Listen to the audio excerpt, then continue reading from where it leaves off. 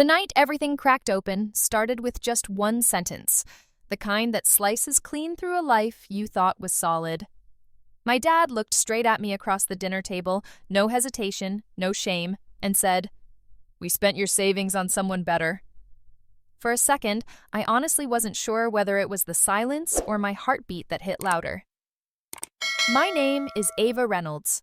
I'm 23, a junior admin in downtown Chicago, and for most of my life, I believed the easiest way to survive a family like mine was to be quiet.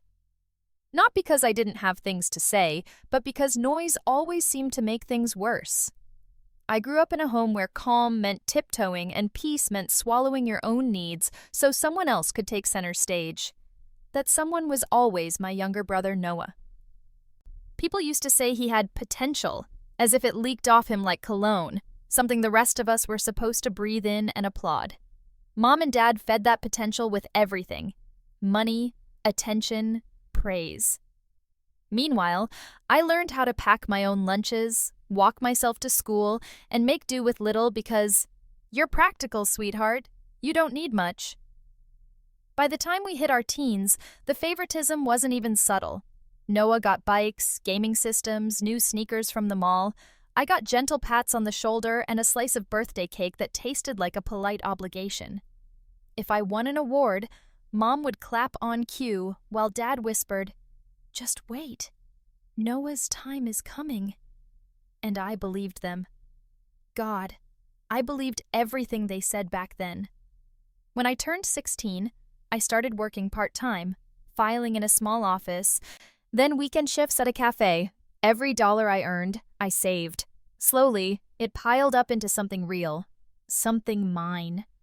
Dad offered to help me put it into a savings account for your future. I didn't question it. Trusting your parents is supposed to be the easiest thing in the world.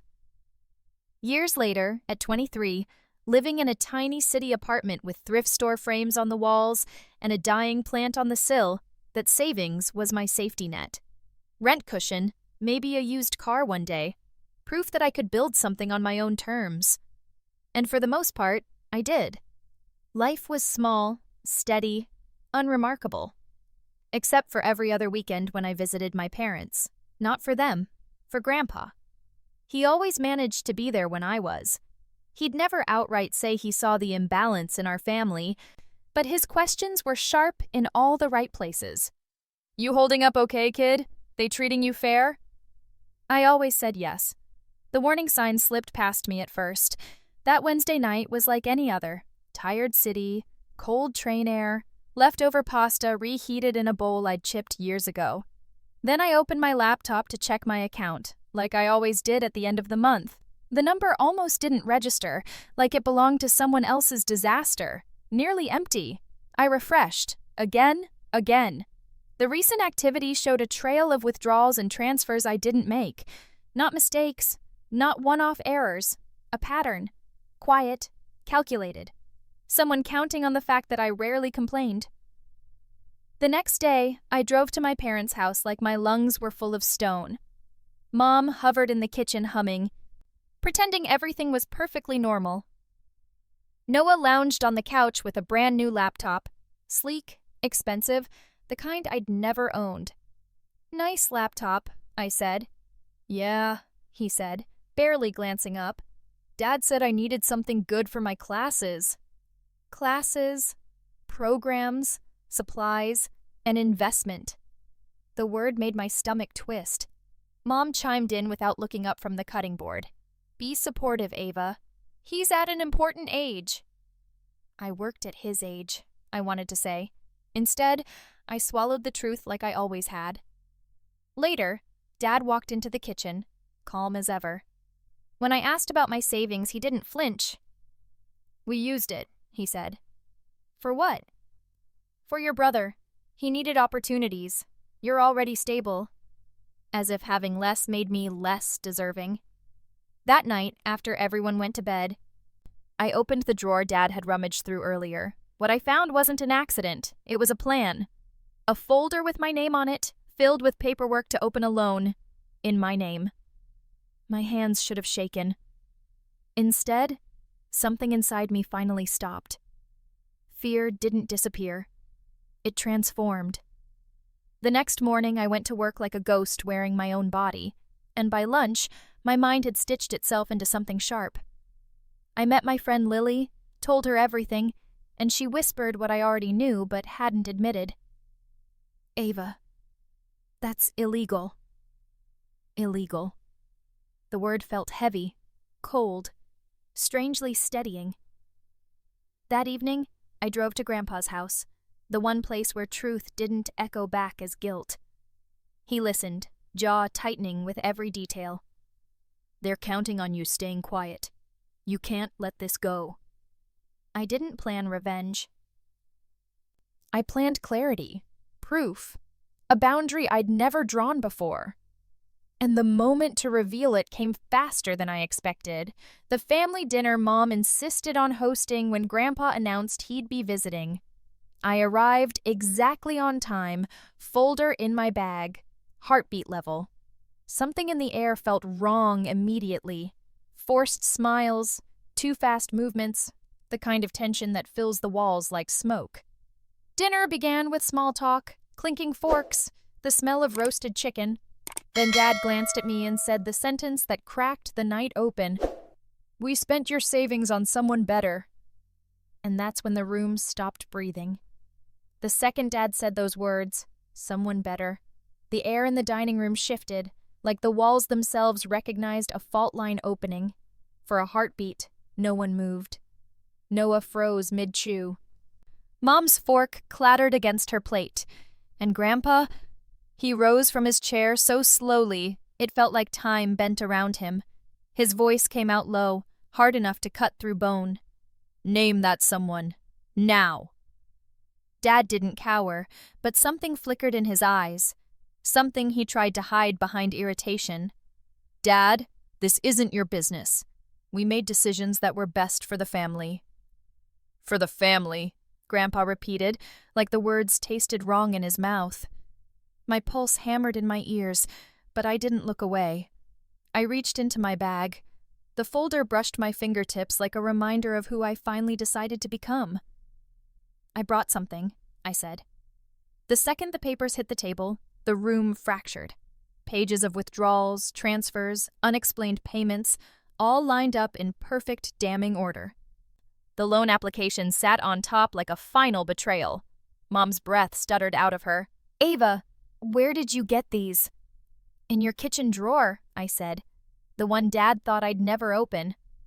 For the first time in years, Noah looked genuinely lost. "Wait, these are from your account?" Then louder, directed at our parents. "You took her money? For me? Why would you—" Dad snapped. "You needed those classes. Don't act ungrateful." "I didn't ask you to take her money," Noah shot back, his voice cracking in a way I'd never heard. Dad's face shifted from defense to something uglier. "Ava doesn't need expensive things. She manages. She always has. You—" Grandpa's palm hit the table, not loud, but final. "That does not make her less deserving," he said. "It makes her exploited." Mom's eyes were glassy as she whispered, "We were trying to support him. He's younger. He needs more help." "And so you stole from your daughter?" Grandpa asked, staring at her until she looked away.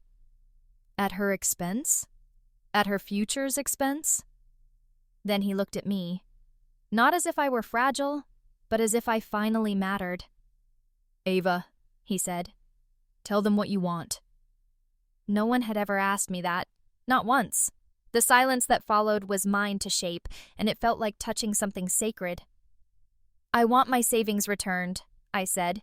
"Every dollar, and I want the loan paperwork destroyed." Dad let out a bitter laugh. "You're overreacting." Grandpa turned toward him so sharply Dad flinched. "She is not replacing what you stole. You will replace it." Mom's voice trembled. "We don't have that kind of money." "Then you'll adjust," Grandpa said. "Sell something, cut expenses.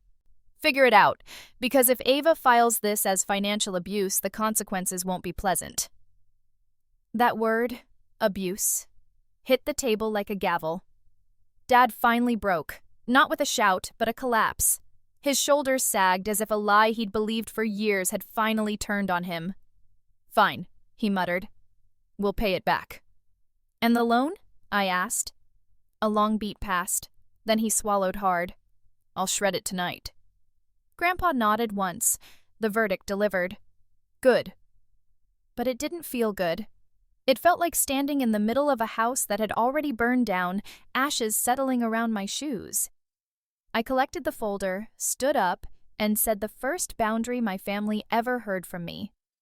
I'm going home. No one tried to stop me. Not even Noah.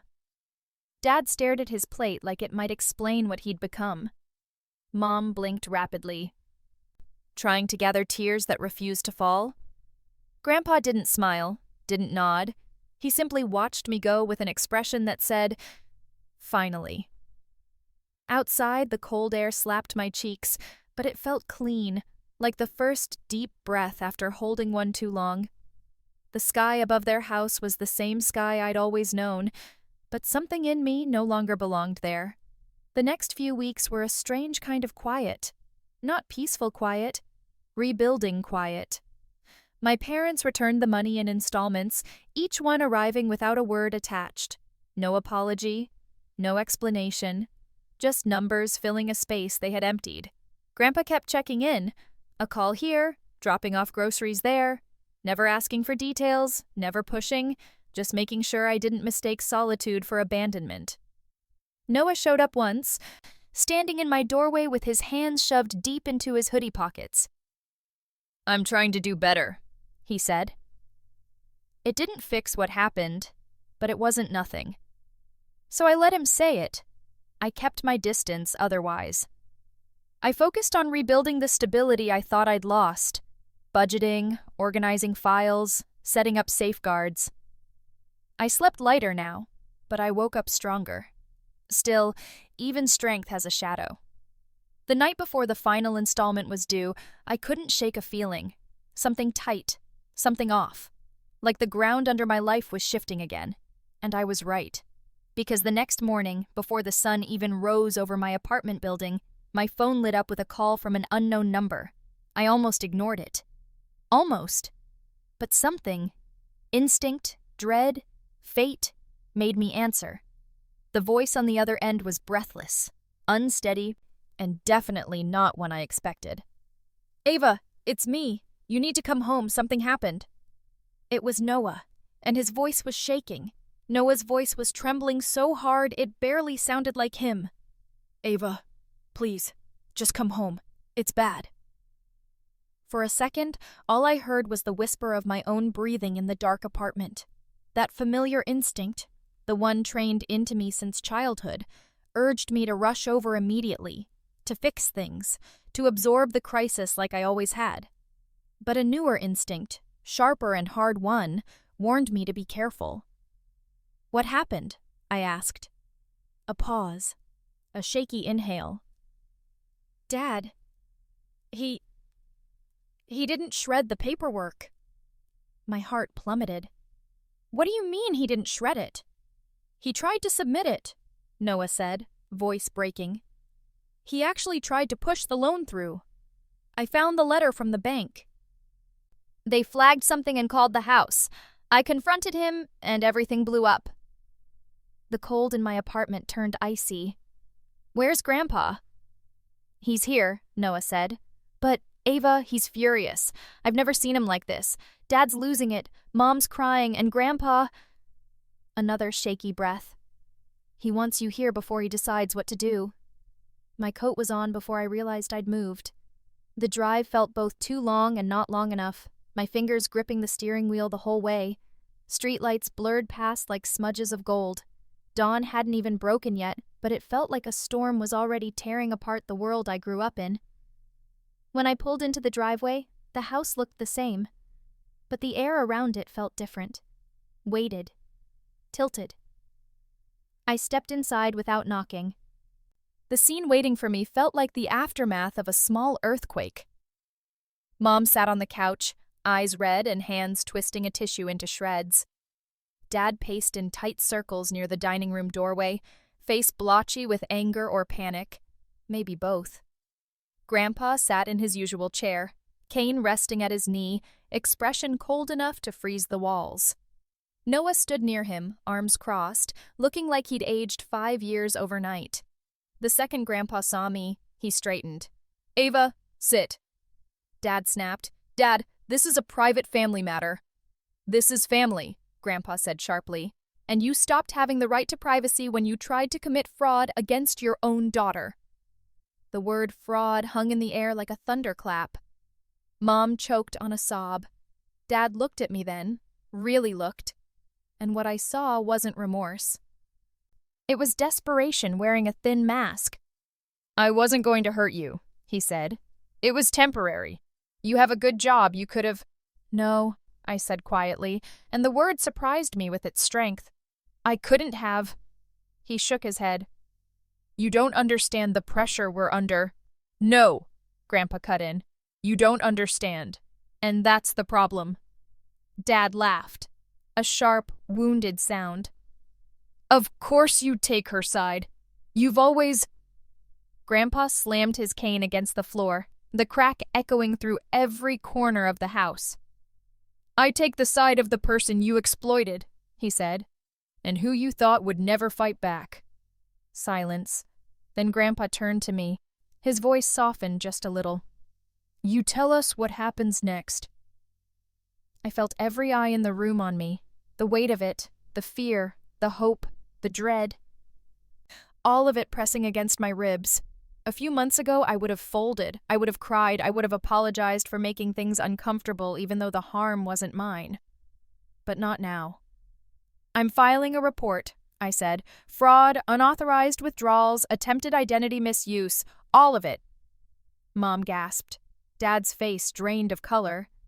"Ava, you wouldn't. You can't." "I can," I said. "And I will." His voice cracked, not with empathy but disbelief. "After everything we gave you?" "You didn't give me anything," I said. "I built my own life, and you tried to take it." The room trembled with a silence that felt final. Dad slumped into a chair, eyes glazed in something like ruin. Mom covered her mouth, tears spilling through her fingers. Noah stared at the floor, ashamed, but not of me, of them. Then Grandpa stood, resting a hand on my shoulder. "You're doing the right thing, kid."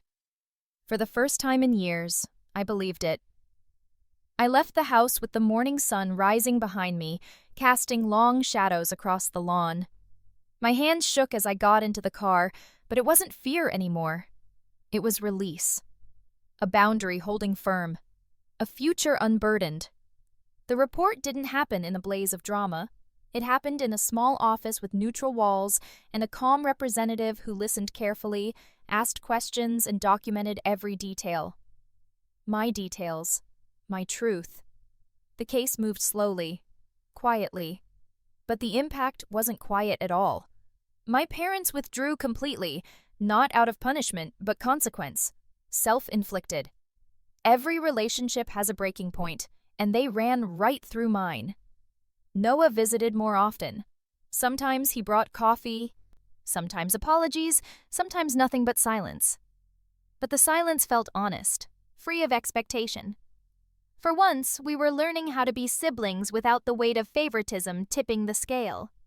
Grandpa became my anchor, always checking in, always reminding me I wasn't wrong for choosing myself. Weeks passed, then months.